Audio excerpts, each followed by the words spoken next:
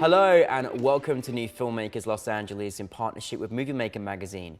My name is Danny DeLillo and we're here at the Cambridge Los Angeles show in West Hollywood, and I'm here with Rob Carter with his movie, The Raisin. Let's take a look at the clip.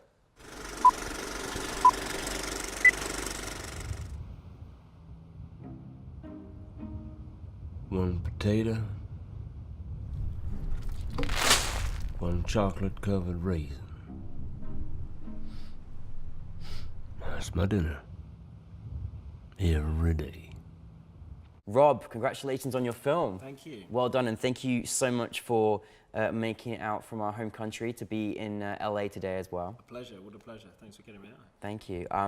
For those that haven't seen The Raisin, tell us a brief synopsis of your film. The Raisin is about a lonely old man, lives in the middle of nowhere. He has his own sort of peculiarities, stuck in his own way of living. Mm-hmm. Quite a bizarre sort of world that you jump into, but it's a very lonely world, a very unique and peculiar world to himself. Mm-hmm. And he gets stuck in this cycle of basically heading off to the shops and getting his dinner and coming back. And this whole cycle of his is disrupted one day when a certain lady comes to his door. And it's all about what he does, whether he welcomes her in or not. Mm-hmm. And it ends up being there's a fairly critical raisin, which ends up being a sort of a fairly critical part of the film, sort of centering around this raisin. I also quite like that sort of, again, small, isolated idea of one little raisin, one little man in the middle of nowhere. I love it. And the story just goes off in this quite sort of bizarre turn of events, I suppose. Yeah. And yeah, I guess we ask at the end, like, does he let her in or not?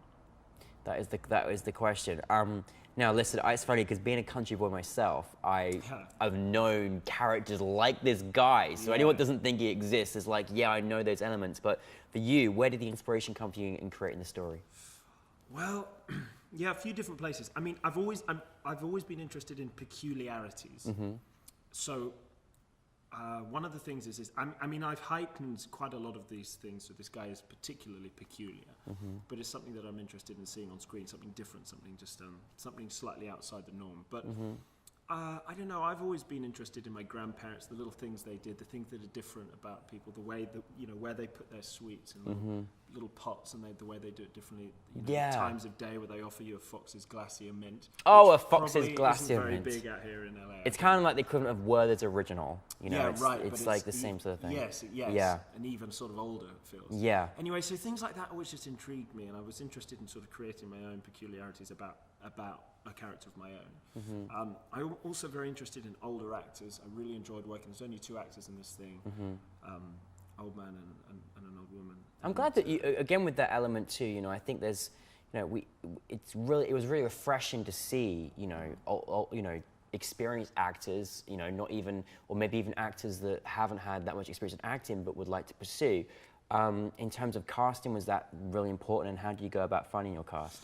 Well, so the guy, Trevor Allen Davies, he's fantastic. He's been around since... He's brilliant. Since 1975 acting. He's been full-time since 75. He's got some good... he was on Game of Thrones. Yeah. He's done that tiny show. That little show, little unheard of. He's done some great theatre, some great theatre as well in the UK. He was a recommendation from a friend of mine, and we got him in and auditioned him. He was perfect. Helen Ryan is a wonderful actress, and she's so endearing, isn't she? She's amazing. She's been there since 65. Oh, 1965. God. She was in The Elephant Man. Before back the Man on the Moon, for goodness sake. Yeah. I mean, she's incredible. So she just came and auditioned for us, and we were crying in the audition. We were like, okay, yeah, done. Wrap it up. She's got the part. Isn't that? I mean, obviously these are very seasoned, experienced actors and actress. But what is it like when you're like, oh? Well, it's amazing because because this show wasn't coming from a big place of, I'm not a massive, huge, this is my first film. So it's I don't believe you, but yeah, okay. So we're not attracting massive names. We don't have a massive budget. So you get this whole wide range of actors and actresses. You get some very old people coming in. Some of them had this just, some people just doing some really crazy choices where you're like, yeah, I just really enjoyed that. I mean, it's completely wrong, but I really enjoyed it. You get a whole wide range of things, so it was quite a long day of just various different people coming in.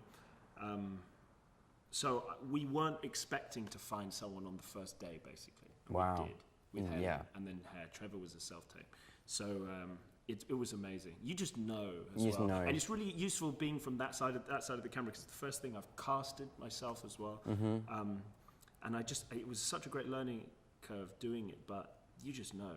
Yeah, and you can't imagine anyone else in that role now, can you? Because that is they made that role. No you know, way. they made. And it what was you also wrote into open it. because I wanted a piece that was kind of timeless and wasn't specific to place. Yeah. They've got these loose American accents, but the dialect is kind of weirdly British. They say like trousers instead of pants stuff, but it's kind of these American accents just because it fit the storyline somehow. Yeah. But the place, it was filmed in Dartmoor. But it's a very beautiful part of the country, placeless. UK. I don't think you'd look at it and go, "Oh, that's Dartmoor." That's Yeah. the part. You just think, "Where is that? And who are these people? And what is that voice that they're using?" So I was so in terms of ethnicity and everything, it's completely open. Yeah. I had no idea what I wanted to really. I had some ideas, but I wanted to stay open in the castings. But Yeah. when they came in, it was just. I just knew I wanted someone who was just old and who had that interesting, weathered, sort of like experienced face, where you're like, they've got a good story to tell. Yeah, no, and I think you certainly found that. As I say, it was it was filmed. I knew, obviously, knowing you're from England, I was like, I'm sure he filmed over there. But again, I wouldn't know to actually watch it, and it was a beautiful experience. Like, I mean, to kind of to capture this kind of raw environment where you're just sort of like right in this world because there's nothing else surrounding it. When in terms of like finding location, how was that experience for you? The location, we found the location again through. I just found that talking about the film was so useful.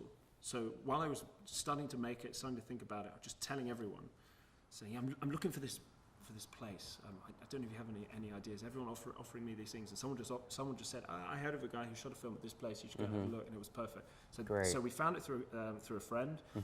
And I went down and did a recce and was like, this is the place. We took a load of shots. It was middle of nowhere. Again, beautiful place. It's just like finding the right actor.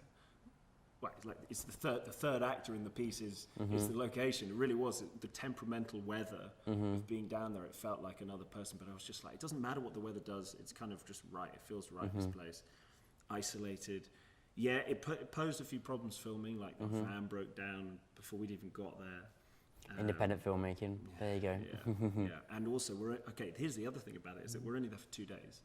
So Wow. we shoot the whole thing in 2 days, and on the first day, there is so much fog, you cannot see to the other side of this room.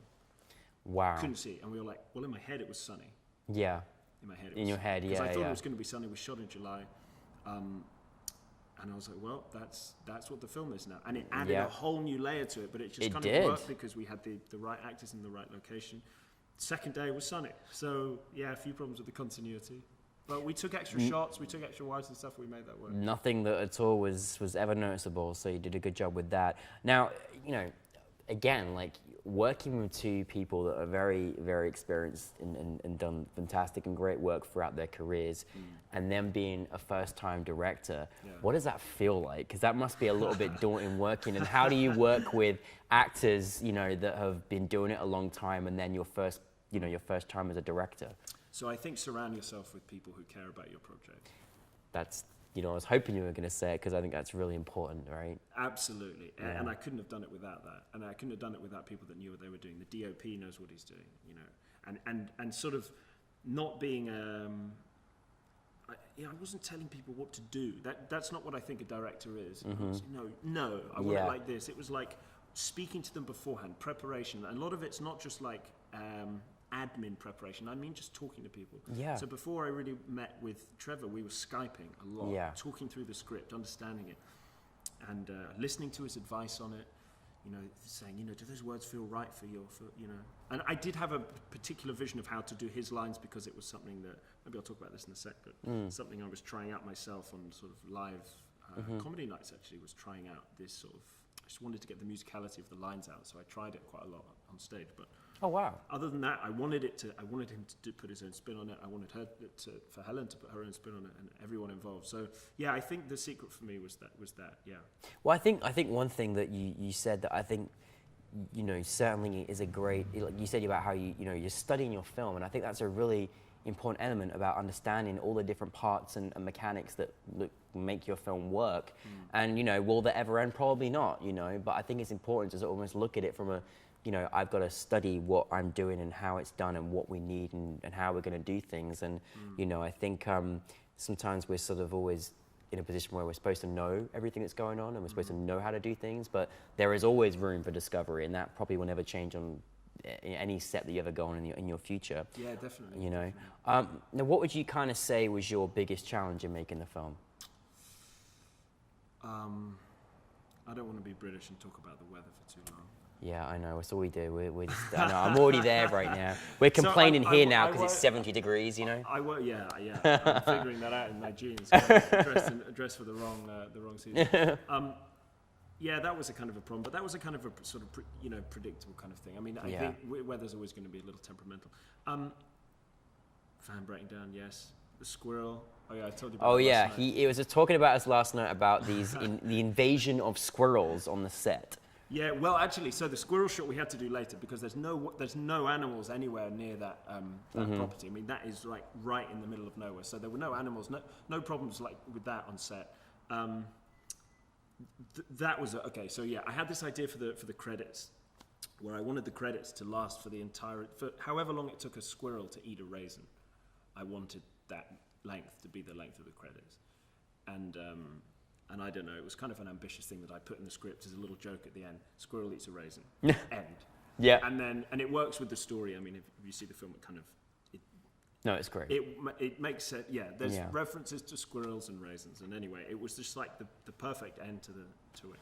But yeah, having to film a squirrel and make him stand on this one particular rock. So we put a little raisin on a rock and had to get him to eat it. It was actually a chocolate-covered peanut, actually. Oh, wow. Tricks of the trade. Lucky squirrel. Lucky old squirrel. But yeah, I was standing behind the camera, like shouting, trying to get the squirrel to look my way. Yeah. And yeah, we got some pretty weird looks from in the graveyard that we shot it at. Yeah. I mean, you couldn't get this, you know, I mean, this is brilliant. A graveyard and eating a chocolate raisin or chocolate peanut. Yeah, it's just one of those things where we're like, that's what I want. And it would be very easy to be like, look, that's just going to be too difficult to shoot. Just pick something else for the credits. Just do something else. I was like, no, I just wanted to go try it. I want to go down with the DOP. We'll take some cameras down. There was no sound for it, so it was kind of, you know, easier to do it. And they made a famous squirrel. That's amazing. It's wonderful. That squirrel, who knows? World famous. World famous squirrel. You know, listen. Obviously, you know, taking a journey to Los Angeles myself. You know, directing your first piece. Having your film screened in LA, in a NewFilmmakers LA, and in front of an audience, and something that we obviously try and nurture at NewFilmmakers is making sure everyone gets an opportunity to be here. And one thing we certainly notice is that we want to, where we can, be able to support our filmmakers in getting here. And we understand there's, you know, a bit more restraints when you're coming from abroad. So, you know, now we have Norwegian Airlines supporting us to bring you here as well. What is it like, you know, for, you know, to create your film after all the hard work that you've made, and then for NewFilmmakers LA to accept it into the film festival, and then for our partners Norwegian Airlines to fly you over as well to go and watch your film be screened? What's that feeling like? Amazing. It's amazing to be supported. It's just amazing to feel supported by these companies, by you guys, by Norwegian, especially making my first film, not really knowing exactly where it's going to go or what's going to happen with it. And here we are. Yeah, it is an amazing experience to be flown out here and to sort of really get to know what it's like out here. I mean, to watch it as well on the screen was amazing. To be there in the room with everyone watching it is peculiar for me to watch that, because I've only seen it screened once before in a room full of people, and certainly wasn't as big as that, and certainly didn't feel as important. And it's weird. I didn't realize how exposing it was going to feel, because I'm used to I perform as well.